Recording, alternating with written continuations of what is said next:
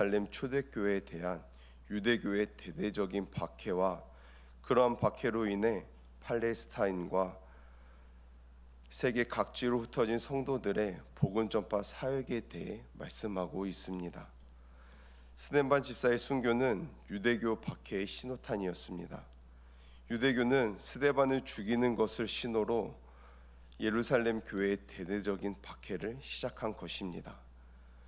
그래야 예루살렘 성도들은 유대교의 박해를 피해 팔레스타인 전역과 그 근경으로 흩어지게 된 것이었습니다.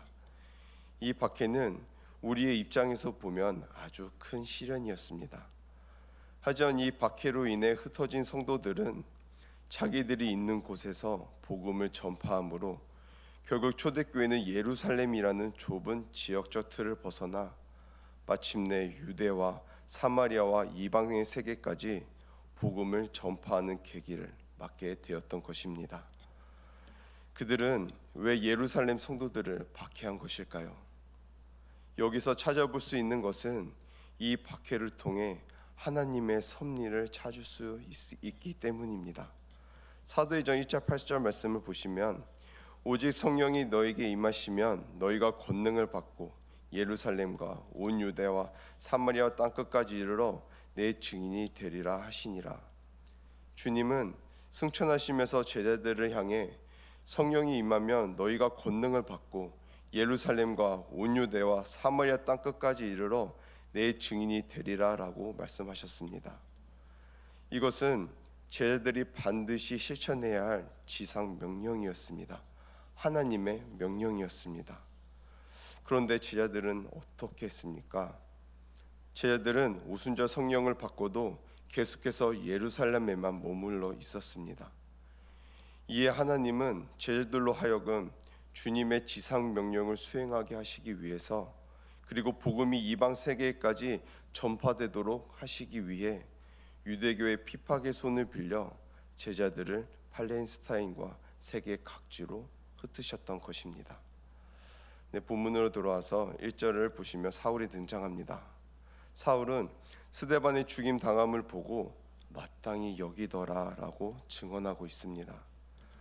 사울은 회심하기 전에는 별 희망이 없는 사람이었습니다. 자기도 희망이 없고 다른 이웃에게도 희망을 주지 못하는 자였습니다. 사울은 로마의 시민권을 가지고 있었고 가마리아 밑에서 학문을 배우고 율법에도 열심히 있었지만 정작 하나님의 뜻에는 무지한 자였습니다. 그래서 하나님의 신실한 종 스데반을 죽이는 일에 가담하였고 교회를 핍박하는 일에도 누구보다도 열심이었습니다. 사울은 그것이 하나님을 잘 섬기는 일인 줄 알았습니다. 요한복음 16장 2절의 말씀을 보시면 사람들이 너희를 추교할 뿐 아니라 때가 이르면 물은 너희를 죽이는 자가 생각하기를 이것이 하나님을 섬기는 일이라 하더라 라고 예수님은 예고하신 적이 있으십니다.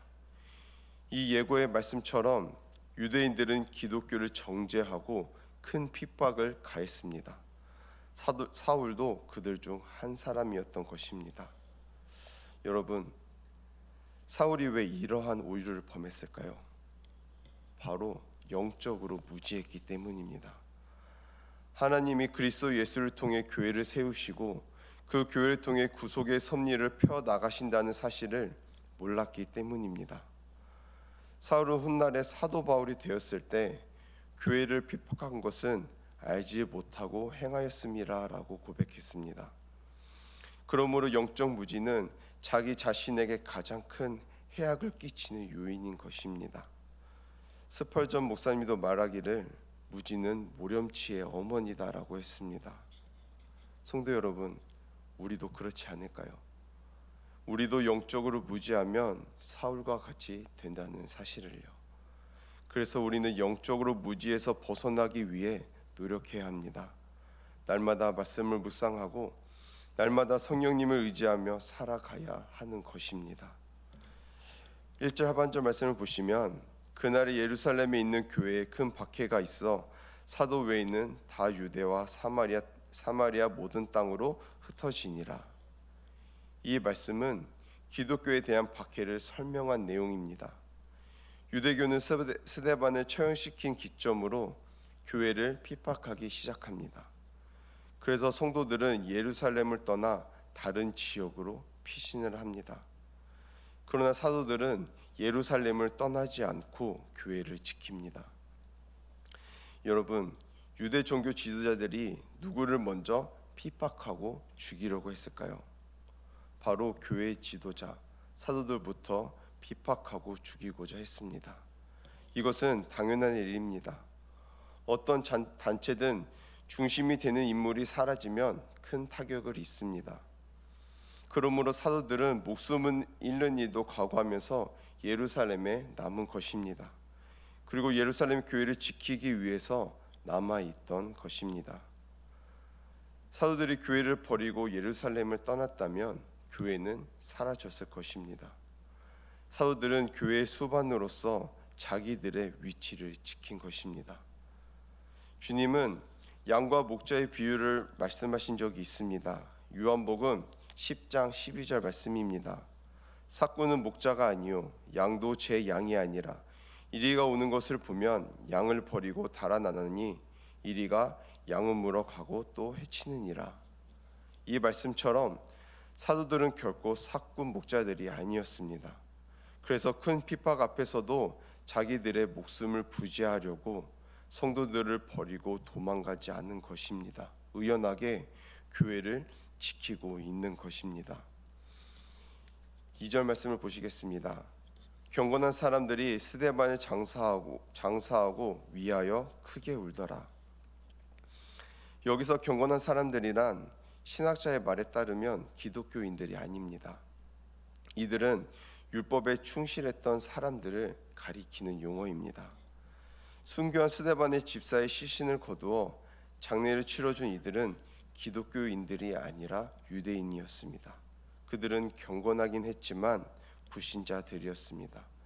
여기서 놀라운 것은 유대교 종교자들이 이단자라고 정죄하여 처형한 스데반의 시신을 장례를 치러주고 또한 크게 그의 죽음을 애도해 준 것입니다. 이 당시에 돌에 맞아 사형당한 중죄인을 위해 장사 지내주는 일과 그를 위해 우는 일은 금지였습니다. 그럼에도 경건한 유대인들이 자신들에게 불이익이 닥칠 것을 알면서도 스데반을 위해 장례를 치러주고 애고까지 했다는 것은 그들이 평소에 스데반을 존경하고 아끼고 사랑했다는 증거입니다. 여기서 우리가 알 수 있는 것은 스데반 집사는 평소에 복음의 진리에만 탁월했던 자가 아니라 불신한 이웃에게 덕과 사랑을 베푼 생활을 했음을 보여줍니다. 여러분, 우리도 이웃에게 선을 베푸고 덕을 행하길 소망합니다. 주님의 명령대로 세상의 빛과 소금의 역할을 잘 수행해야 합니다.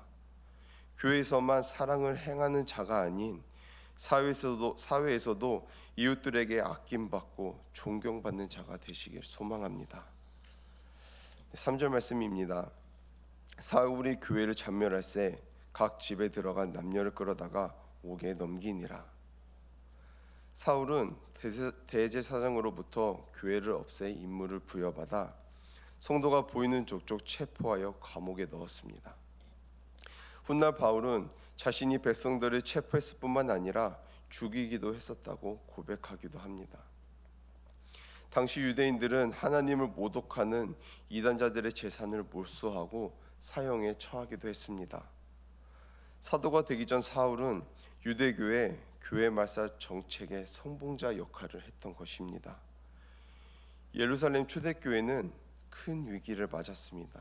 교인들이 뿔뿔이 흩어지고 재산을 빼앗기고 유대인들의 눈에 띄면 체포되고 사형까지 당하는 위기를 맞았습니다.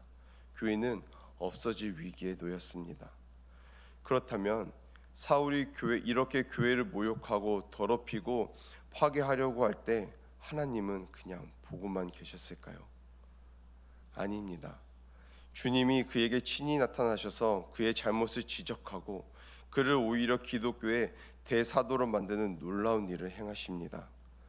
교회를 모욕하고 더럽히고 파괴하려던 사울을 변화시켜 교회를 영광스럽게 만들고 교회를 성결케 하며 교회를 부흥케 만드는 자로 변화시키신 것입니다. 하나님은 결코 하나님의 못된 교회가 모욕을 당하고 더럽혀지고 망하는 일을 방관하시는 분이 아니십니다. 아나니아와 사피라처럼 교회를 더럽히려는 자들은 심판으로 멸망케 하셨고, 또 사도들을 죽여 교회를 망하게 하려는 헤롯 왕은 병들어 죽게 만드셨습니다. 하나님께서 교회를 잔멸하는 자는 그냥 내버려 두시지 않는다는 사실을 우리에게 말씀해 주십니다. 네, 말씀을 마무리하겠습니다. 예루살렘 교회에 대대적인 핍박이 왔습니다. 그러나 이런 시련은 주님 생전에 예고되었던 일입니다. 겉으로 보면 교회가 큰 위기 속에 빠진 것 같고 망하는 것처럼 보여도 실상은 복음과 교회의 세계적 확산을 위한 하나님의 선하신 섭리였습니다. 이 핍박으로 인해 복음 전도자가 온 세계로 흩어지게 되었으며 세계 곳곳에 교회가 세워지게 된 것입니다. 그리고 교회는 세상으로부터 아무런 미련 없이 오직 하나님만 의지하는 믿음을 얻게 되었습니다. 성도 여러분, 우리가 오늘 하루를 살아갈 때에 핍박과 시련이 온다 할지라도 인내하며 하나님의 선하신 뜻이 이루어지길 소망하면서 날마다 기도하며 나아가시는 저와 성도님들이 되길 소망합니다. 기도하시겠습니다. 하나님 아버지, 오늘도 말씀을 묵상하며 하루를 시작하게 하시네 감사합니다. 우리가 살다 보면 많은 핍박과 시련과 힘든 일과 어려운 일이 발생합니다. 이런 일이 발생할지라도 늘 인내하며 하나님의 선하신 뜻을 기다리며 날마다 기도하는 삶을 살아가는 저와 성도님들이 되게 해주세요. 예수님의 이름으로 기도드립니다. 아멘.